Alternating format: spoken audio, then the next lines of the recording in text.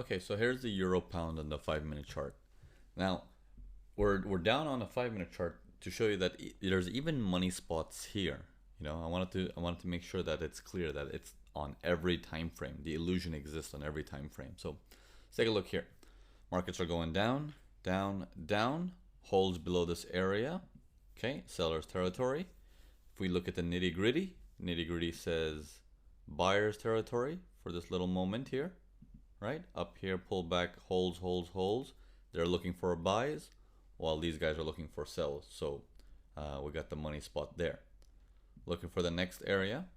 If you take a look at this area here, this is a very good area here as well. The markets come below here, they hold, they drop lower, but then they never go lower because they come right back. Okay, so it's like, okay, well, if this is the zone here, who's responsible? This guy is responsible, right? So it's still in a sell zone. And if it's still in a sell zone, then all of this up here is in the seller's territory, right?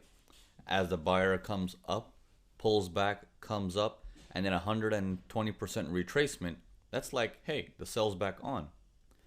But for these buyers, it's like, well, all of this above this line is actually buyer's territory. I don't know why this thing keeps coming. Let me clean it up for you guys. Okay. I found a bug.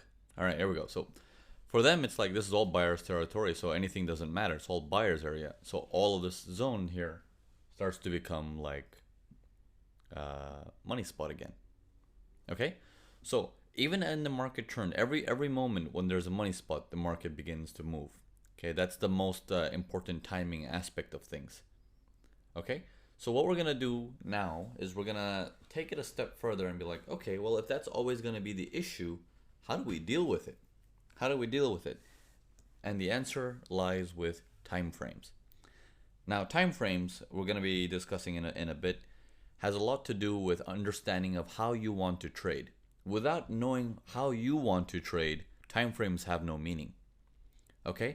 If you're simply looking for stuff and jumping time frames, then you will eventually find what you're looking for, which is something to do right now, and that's not proper trading.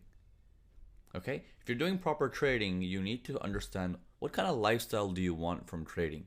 Why are you even in this industry? You need to answer that question first. Once you answer that question down, you start to understand what time frames you need to work with.